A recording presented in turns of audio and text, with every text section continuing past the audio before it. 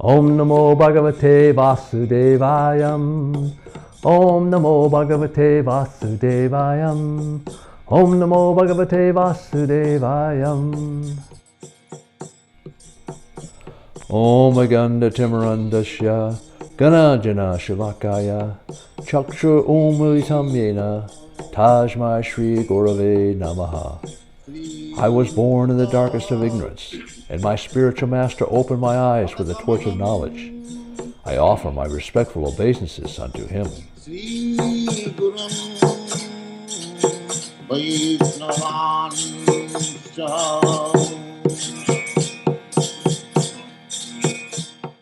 Hare Krishna. The following video series is a summary of the Srimad Bhagavatam. Srimad Bhagavatam was translated into English by His Divine Grace A.C. Bhaktivedanta Swami Prabhupada. Also included are His in-depth commentaries known as purports. These purports unpack the often complex and symbolic language of the text, making it understandable to a wider audience. The Srimad Bhagavatam, also known as the Bhagavata Purana, is considered the most important of sacred scriptures. Composed around 5,000 years ago, it is considered the ripened fruit of the tree of Vedic literature and the original commentary on the Vedanta-sutra. The author of Srimad Bhagavatam is Srila Vyasadeva. He is also the compiler of the Vedas, classified as a Purana, a vast genre of ancient stories and knowledge encompassing history, philosophy, and spiritual teachings. Srimad Bhagavatam includes stories of avatars, creation narratives, lives of saints and sages, philosophy discourses, and practical guidance for spiritual life. Divided into 12 cantos with over 18,000 verses covering 10 subject matters. 1. The elemental creation. 2. The secondary creation. 3. The planetary systems. 4. Protection by the Lord. 5. The creative impetus. 6. Manvatars. 7. The science of God. 8. The dissolution. 9. Liberation. And 10. The supreme shelter. In the Chaitanya Charitamrita, Madhya-lila, chapter 25, text 143 and 144, Lord Chaitanya, speaking to Prakrisananda Saraswati, tells him, translation, the meaning of the Vedanta-sutra is present in Srimad Bhagavatam. The full purport of the Mahabharata is also there. The commentary of the Bhagavad Gayatri is also there and fully expanded with all Vedic knowledge. Srimad Bhagavatam is the Supreme Purana. It was compiled by the Supreme Personality of Godhead in His incarnation as Vyasadeva. There are 12 cantos, 335 chapters, and 18,000 verses. Canto 9, chapters 1 through 8. Chapter 1, King Sudyumna becomes a woman. At the request of Maharaj Pariksit, Sukadeva Goswami narrated the dynasty of Vavaspata Manu, who was once King Satyavrata. He explained how, in the cosmic waters, the Supreme Personality of Godhead created Lord Brahma from a lotus that sprouted from his navel. From Brahma's mind came Marishi, whose son Kashyapa and his wife Aditi begot Vibhispan, and from him was born Shraddhadev Manu. Manu and his wife Shraddha had 10 children, including the famous Ikshvaku. Initially sonless, Manu performed a yagna guided by the sage Vasita. Though he first had a daughter, Ila, Vasita's prayers transformed her into a son, Sudyumna. During a journey through the forest of Sukumara, Sudyumna and his ministers were magically transformed into women. While in this form, Sudyumna married Buddha, the son of the moon, and had a son, Pururava. By Lord Shiva's blessing, Sudyumna thereafter lived 1 month as a woman and 1 month as a man.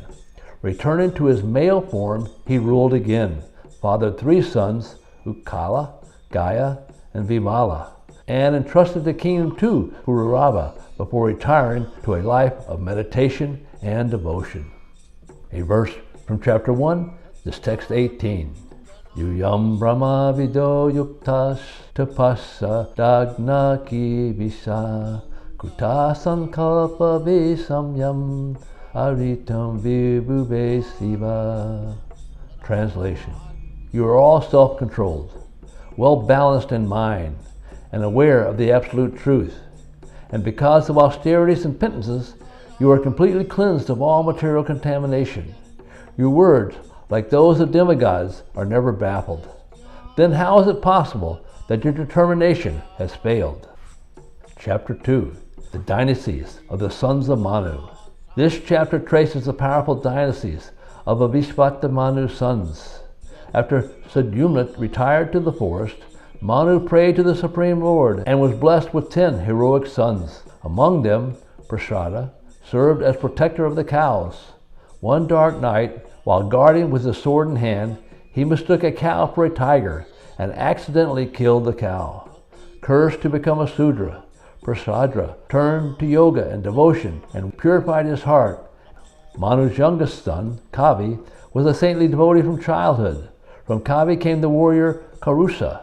From Manu's other son, Drishta, came Kshatriyas, who transformed into Brahmins. The line of Nriga produced noble kings like Vasu and Pratika. From Narishyanta came rulers like Chitrasena and Agnivesa, whose descendants became celebrated Brahmins. Another son, Dishta, produced a line of kings culminated in Trinabindu, whose daughter Ilavila gave birth to Kubera, the treasure of the demigods. Trinabindu's descendants performed mighty sacrifices. Somadat, by worshipping Lord Vishnu, attained the supreme goal, returning to the spiritual world. A verse from chapter 2 is text 10. Evam saptastu guruna pratyagrinat pritanjali agrairayad pratambira vurdvarita muni priyam. Translation. When the hero Prasada was thus cursed by his spiritual master, he accepted the curse with folded hands.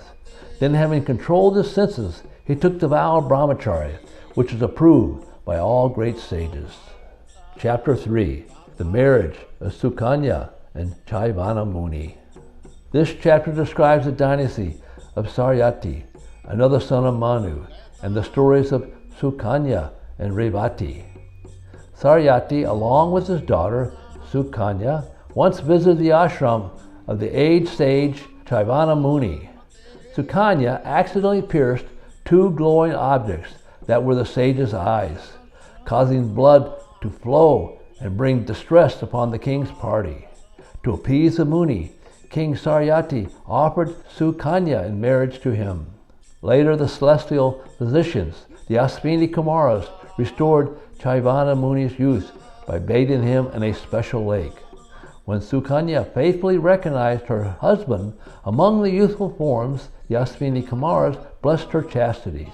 Cyavana then engaged Saryati in performing the Soma Yagna and granted the Ashwini Kumaras the right to drink Somarasa. Saryati had 3 sons, Uttanabarihi, Anarta, and Bursena. Anarta's sons, Revata, had 300 sons, the eldest being Kakunbi, whose beautiful daughter, Revati, was ultimately given in marriage to Lord Balaram on Brahma's advice. A verse from chapter 3 is text 26. Avangyanam stata sarve graham somasya chapino visadvyat itiyat puram somahutya bahiskrita. Translation. Although the Ashwini Kumars were only physicians and were therefore excluded from drinking somarasa in sacrifices, the demigods agreed to allow them henceforward to drink it. Chapter 4. Ambarish Maharaj offended by Durvasa Muni. This chapter describes the history of Maharaj Nabhaga and Maharaj Ambarish. Nabhaga, son of Manu, returned from Gurukul to find his brothers had divided the kingdom and deceitfully given him only his father. Guided by his father, Nabhaga recited mantras at a great sacrifice and was rewarded with his wealth. Lord Shiva appeared to challenge him, but impressed by Nabhaga's humility, blessed him with the riches. Nabhaga's son was Maharaj Ambarish, a mighty king and pure devotee who engaged all his senses in the Lord's service. When he was about to break his Ekadasi fast, the great mystic yogi Durvasa appeared in his house and became his guest. Durvasa Muni, after accepting his invitation to eat there, went to bathe in the Yamuna at noontime. Because he was absorbed in samadhi, he did not come back very soon. Maharaja Ambaréña, however, upon seeing that the time to break his fast was passing, he drank a little water. Durvasa became furious with Maharaja Ambaréña and created a blazing demon to kill him. The Lord Sudarshan Chakra appeared, annihilating the demon, and then chasing Durvasa across the universe.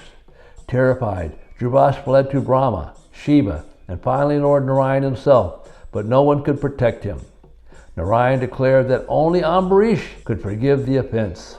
Humbled and exhausted, Durvasa returned to Ambaréña, who received him kindly and freed him from danger, proving the power of devotion and humility. A verse from chapter 4 is text 68. Sadhavo hridayam mayam sadhunam hridayam tvaham mad anyate na janati naham tibyo manag api. Translation. The pure devotee is always within the core of my heart, and I am always in the heart of the pure devotee. My devotees do not know anything else but me, and I do not know anything else but them. Chapter 5. Durvasa Muni's life spared. In this chapter, we find Maharaja Ambaréña offering prayers to the Sudarshan Chakra, and we find how the Sudarshan Chakra became merciful to Durvasa Muni. By Lord Vishnu's command, the fiery sage Durvasa Muni humbly fell at the feet of Maharaja Ambaréña. The king, naturally meek and respectful, felt embarrassed and immediately prayed to the Sudarshan Chakra to protect the sage. The Sudarshan Chakra, the Lord's divine disc, is the source of creation, the destroyer of irreligion and darkness, and the protector of devotees. Pleased by Ambaréña's devotion, it restrained his power and spared Durvasa, teaching him a profound lesson. A Vaishnava must never be underestimated or harmed, no matter their social status. Ambaréña then honored Durvasa with lavish food and partook of prasad himself. Finally, he distributed his wealth among his sons and retired to the serene banks of the Manasa Sarovya, dedicating his life fully to devotional meditation. A verse from chapter 5 is text 15. Dushkara ko nusadhunam dushyajyom va mahatmanam yai sangritito bhagavan satvatam rasa bohari. Translation. For those who have achieved the Supreme Personality of Godhead, the Master of pure devotees, what is impossible to do? What is impossible to give up? Chapter 6. The Downfall of Saubhari Muni. Maharaja Ambaréña had 3 sons, Virupa, Ketuman, and Sambhu, whose descendants formed noble dynasties. From Manu's sons, Ikshvaku, came 100 sons, including Vikuksi, Nimi, and Dandavak. Vikuksi was once banished for violating sacrificial rules, but later returned to rule. His descendants, including Purijaya, Anena, Prithu, Visvagandhi, Chandra, and Sravashta, became celebrated kings. Yuvanasva, childless, despite 100 wives, performed austerities in the forest. By a miraculous turn, he accidentally drank the sacred yagna water that was meant for his wives. He himself fathered a son. Mandhata grew into a mighty warrior of the 7 islands, feared by thieves and rogues, earning the title Tradasashu. He fathered sons like Purukuksa, Ambaréña, Muchakunda, and 50 daughters, who married the sage Saubhari. Saubhari, initially swayed by desire, later renounced worldly life, performed severe austerities, and attained perfection. A verse from chapter 6 is text 48. Evam grihes vabarito vishayam vividan sukkai sevamano chachaksuyad ajastrokhar ivan nalai. Translation. In this way, Saubhari Muni enjoyed sense gratification in the material world, but he was not at all satisfied, just as a fire never ceases blazing if constantly supplied with drops of fat. Chapter 7. The Descendants of King Mandhata. In this chapter, the descendants of King Mandhata are described, And in this connection, the histories of Puru Kuksa and Harishchandra are also given. The prominent sons of Mandhata were Ambaréña, Yavanasva, and Harita, noted for their greatness. Another son, Puru Kuksa, married Narmada. Their lineage included Trasadasyu, Ambaréña, Hirayasva, Purana, Sribanana, and Satyavrata, also called Triksaku. Triksanku was cursed for abducting a Brahman's daughter and became a Chandala. But the sage Vishvamrita brought him to the heavens. Though the demigods caused him to fall, he was stopped midway by Vishvamrita's influence. His son, Harishchandra, once performed a Rajasuya yagna, but Vishvamrita cunningly claimed all his wealth, causing a quarrel with Vasita. The yagna pacified Varuna and the other demigods, cured Harishchandra's illness, and brought him perfection.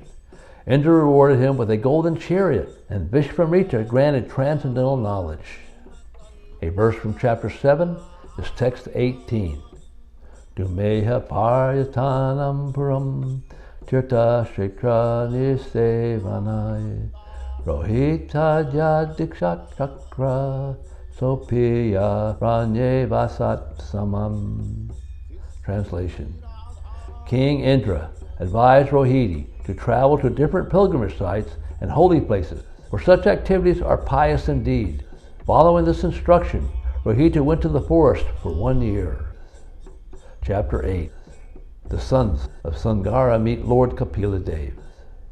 Rohita's son, Harita, begot Champa, who founded the city Champapur. Through his descendants came Sudevi, Vijaya, Baruka, Vikra, and Bahuka. Troubled by enemies, Bahuka fled to the forest with his wife, where he died. His pregnant wife, about to perform sati, was stopped by sage Arura. King Sagara, guided by Urva, reformed many clans peacefully and performed Ashvamedha sacrifices. When Indra stole the sacrificial horse, Sagara's sons from Sumiti dug the earth searching for it, creating the Sangara ocean.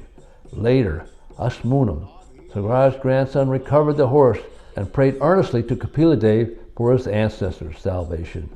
Kapiladeva revealed that only the waters of the Ganges could free their souls. With the horse restored, the sacrifice completed, and the kingdom handed to Asuman, King Sagara attained salvation. A verse from chapter 8 is text 25.